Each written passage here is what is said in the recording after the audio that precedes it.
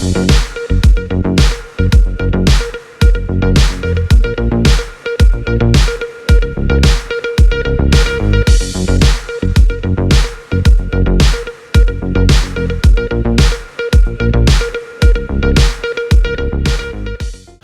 is happening, guys? Raul TV Team R4UL, your favorite YouTube mechanic. We are back again, and what I've got here is an Audi A5 2019-20 kind of thing, Audi A5, and we're going to go ahead and replace the rear coil spring, which is right here. Okay, not for the faint-hearted, this one. If the bolts don't come off, run for the hills, right? Okay, but if the bolts come off, happy days, dead easy job. Right, so we're going to attempt it. I've already took this cover off. Eagle-eyed viewers out there, you're going to be thinking, oh, where's the cover on this side? I've took the cover off, as you can see here. There's a cover there. Take that off. It's got two little plastic screws on it. Took them off. That's it. Let's go. We're going to attempt it now. Try to take the bolts off. Hopefully they come off. Let's do it. Right, okay, so in theory, this spring here, if we take the shock absorber bolt off, take this bolt off, and possibly to take this one off as well here, this one here, the whole hub, everything should come down. Spring, we might need to take this one out as well, off as well. Spring should come off, and happy days, that's it. Job done. We should be able to replace the spring. But if these don't come off, then you got a field. You're gonna have a field day basically, yeah. Right, okay. So right, let's take this one off first. It's a size 18 socket, ratchet, extension. That's what you need. Let's take it off. Right, okay. So in order to take that off, 18mm like I mentioned, but make sure you support this axle, this arm here, this rear wishbone arm, this suspension arm with something, okay? If you've got a trolley jack, get a trolley jack underneath it, lower it down, get a trolley jack underneath it. If you've got one of these hoists here, use whatever you can, but make sure you support this, because when you take these off, it's just going to drop down, and you don't want it to drop down. Spring comes off, hits you on the head, that's it. A&E, right? Let's go. Okay, so I've got an 18. Hopefully this comes off. As you can see here, I've got a steward on this side holding it for me with an 18 spanner. Okay, you can make it out there, 18 spanner. And I'm gunning it off on this side.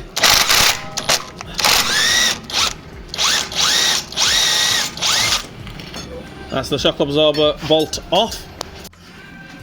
Right, we'll take this one off now. Size 18 again, 18 spanner on the other side. And on this side with the gun, let's whiz it off.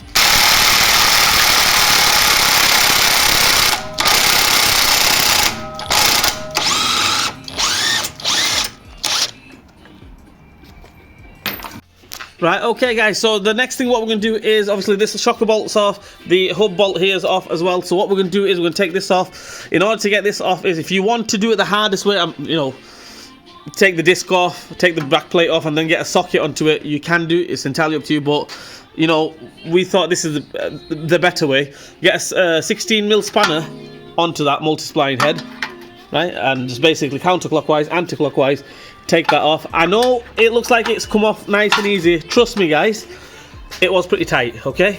It was pretty tight. One of the bolt of deaths here, because if you look at it, it goes into the aluminium casing, and yeah, not very good, not a good design, put it that way. So we'll take this off, as you can see here, coming off. Happy days. I'm going to get a ratchet spanner on there, take it off with a ratchet spanner, and we'll go from there. Right, okay guys, so as you can see here, the dilemma we have here is the bolt. Which engineer thought it's a good idea? Why couldn't they just leave a little cutout there so the bolt comes out? Anyway, what it is, if I use the ratchet spanner, it's going to go ahead and get trapped there, and then we've got big problems, okay? So, or if you use a normal spanner, it's going to go there and get trapped there, you got big problems, okay? So what I'm going to do is use an 18 spanner, or a 17 spanner, just open end, right? Okay, use a 17 spanner. I mean, it's loose as it is, as you can see there, and all you do is just use the open end and take it off. Yep. Or if you've got some pair of pliers or whatever you've got, basically, all you need to do is grip it and turn it while it's loose and take the bolt off. Okay guys, sit rep. Situation report is, with a normal spanner open and everything, it was taking forever. Alright, I could have carried on and it would have took me forever, but you know what, time's money and everything.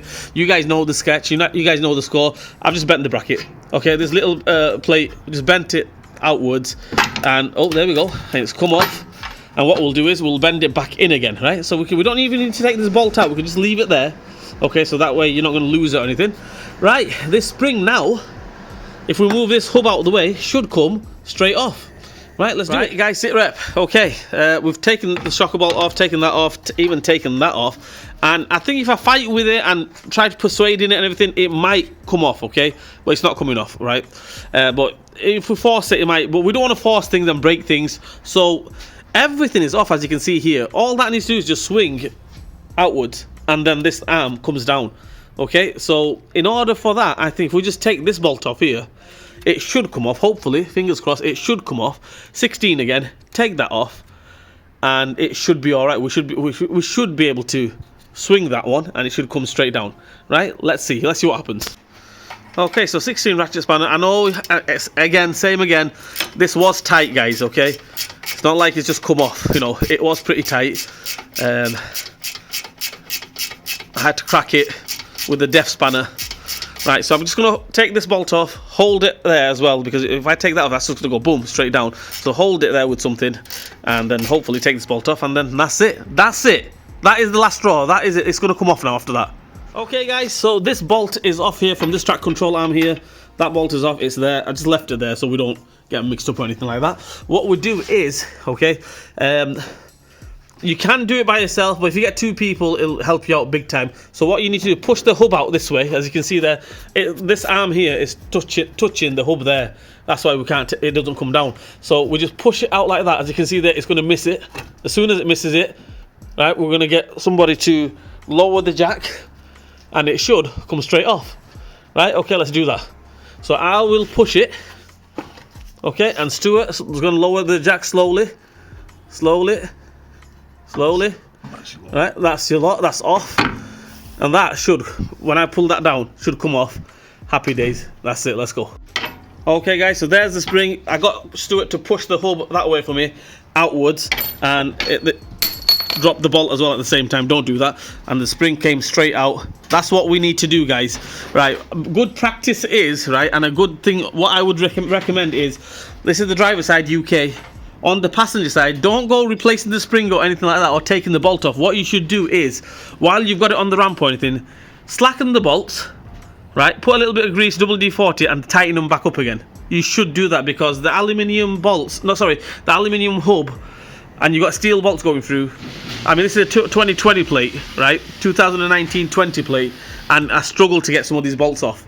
Okay, so what I would recommend is, if you can, take the bolts off, just slacken them, put them back on, and that's it. That will, trust me, it'll help you guys out in the future big time. Right, alright, let's get the new spring on there. Let's take that off. Make sure you use the cap. This cap needs to go on. It's got a locator, goes into the hole there. You can't really get it wrong. One locator, one hole there, right there, you can't miss it. And that's it. Let's get the new one. Okay, guys, so what we're going to do now is we're going to put this back on there, on the top here, as you can see here. Just get this on there, get that locator located to that hole up there, and basically get Stuart, if you've got a Stuart lying around somewhere, to pull this down, and so I can get this in. Right, come on then, Stuart. This is Stuart, by the way.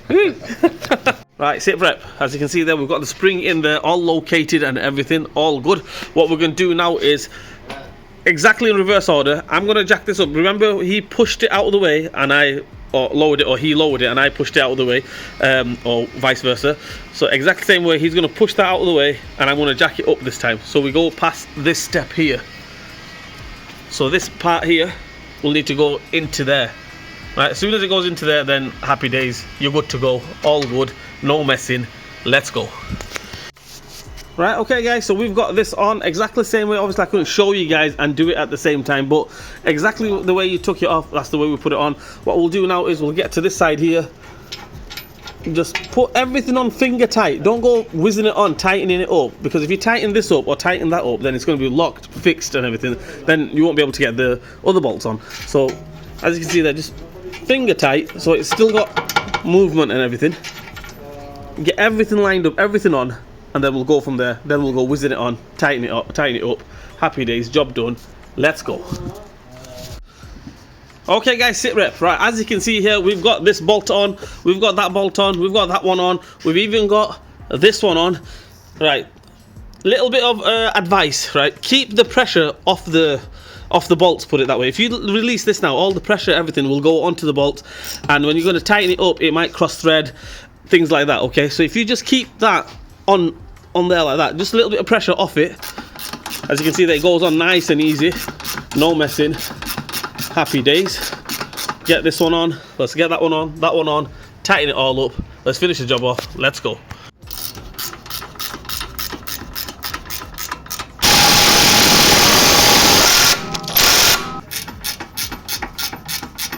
Okay guys, so right, in order to do it 100% perfect, I'll just, oh, you can record me, right? You can look at me then. Right, what I normally do, guys, I get the breaker bar, okay? It's tight, with the gun, it's properly tight. My gun it's like Terminator, right? Properly tight, okay? But just to double check it, I get the breaker bar, spanner on this side. That's tight, okay? It's properly tight. Right, same with that one as well. That's tight. If I go any more, it's going to snap. Put it that way. But if you wanna go all professional, check the auto data out. Get the correct torque settings if you want to go that way. But if you do it like this, get the gun on it, whiz it on with the gun, tighten it up with the bar, you're good to go. Right, we're going to get this cover back on, finish the job off, get the wheel on. Let's go. Oh, one more thing before I forget. This thing that we bend backwards, you know, that way we bent forward. We need to bend it backwards again so it doesn't hit the brake disc. And that's it, we're good to go. Let's finish it off.